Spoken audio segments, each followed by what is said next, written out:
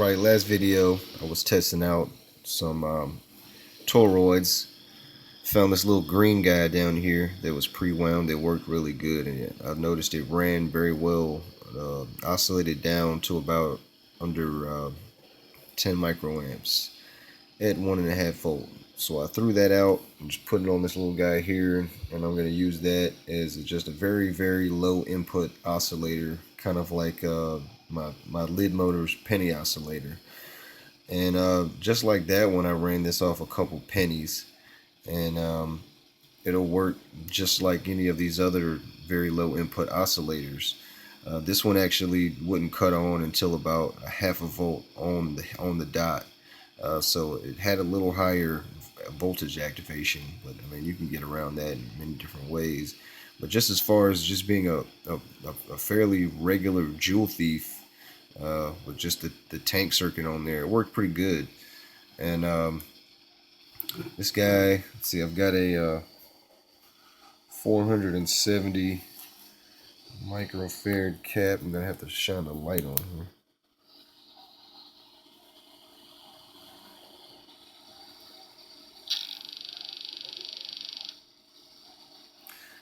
470 microfarad, 16 volt capacitor on my input here. But I figure that's really just the best actual way to show the run times here. So that's the voltage on this cap right now. And I'm just going to charge it. Got a radio next to it also. I'm just going to charge it using this little exciter here.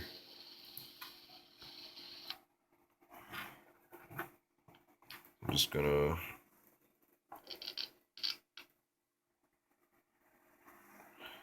kind of bring it up, hold it up close here like that. Let me see. I'm gonna bring, well, it's up to about 1.5 now. All right. So we're about 1.5 volts, and we're running down on this cap here.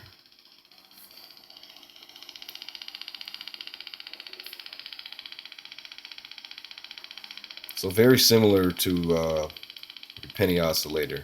It's just very small. We're dealing with a very small toroid here. You don't need anything elaborate. You don't need a very high turn inductor. You don't need particularly steel wire. You don't need to use very spaced out wire to form extra capacitance. I mean, really, you can just get by with a very small toroid wound as a blocking oscillator, and the toroid just needs a certain permeability. And unfortunately, I can't measure that. I just know it's a green toroid, and it functions very similar to a couple other green toroids that I've tested also.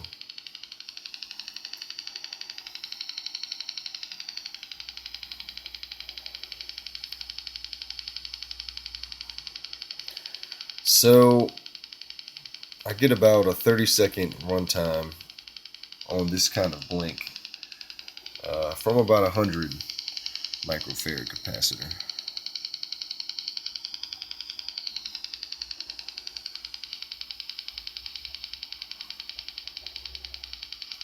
This circuit will bump up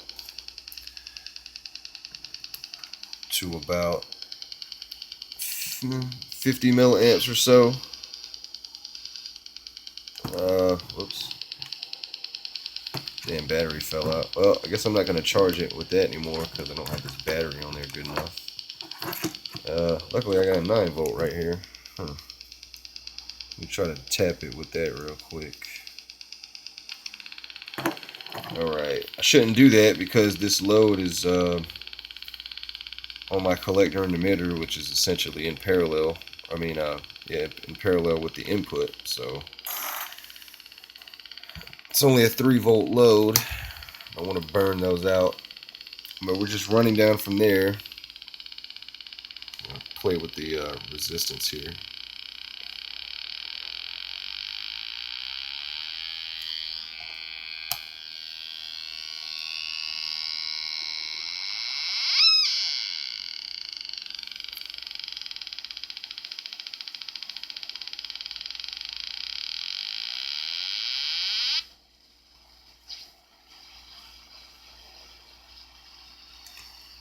See, that just drains it all the way out.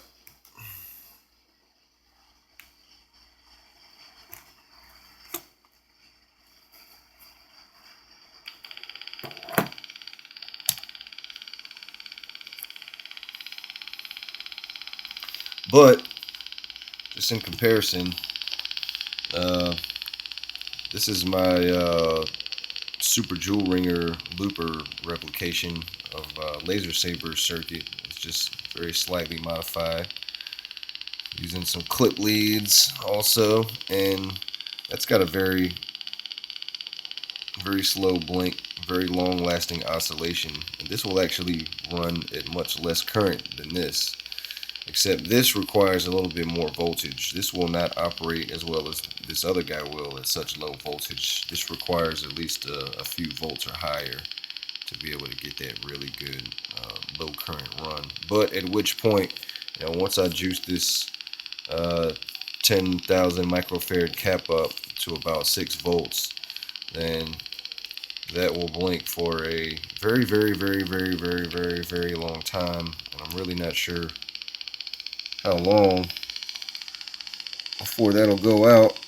Just kind of increase that blink there with this capacitor. But that's that will last much longer than this. But obviously this guy will get that really good runtime from the lower voltage. So that's the only thing I've noticed.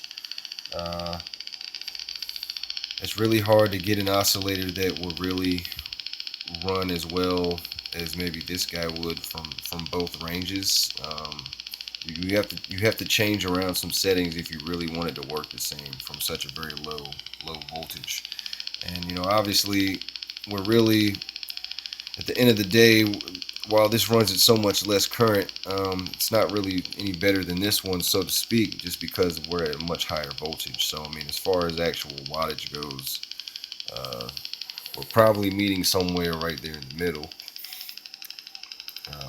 But I just wanted to show this because I've seen a lot of different oscillators on YouTube in particular, and it seems to me like most of them have to be fairly elaborate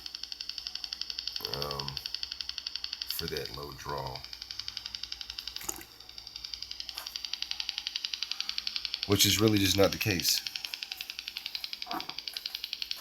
So all you need is like this guy right here, little toroid, got about 10 turns, bifilar, and you just bump your resistance up on the base damn near as high as you can get it. A 1 mega ohm potentiometer usually does the trick. You want to make sure that you have a suitable size capacitor across that to form a small tank. And then you have an oscillator that you can blink, or not, you don't necessarily have to blink it, but you have an oscillator that you can get an LED light indication of the oscillation for running from different sources, you know, such as small homemade batteries and whatnot. I just have them just because I like them and they're cool. But yeah, I'm actually I don't know really what it would take to beat a setup like this, other than use a very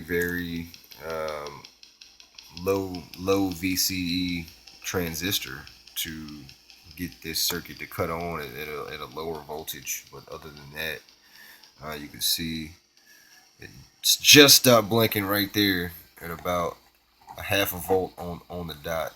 So that's how that works. And then obviously it's still running down, still oscillating. You just don't see any light anymore from this guy.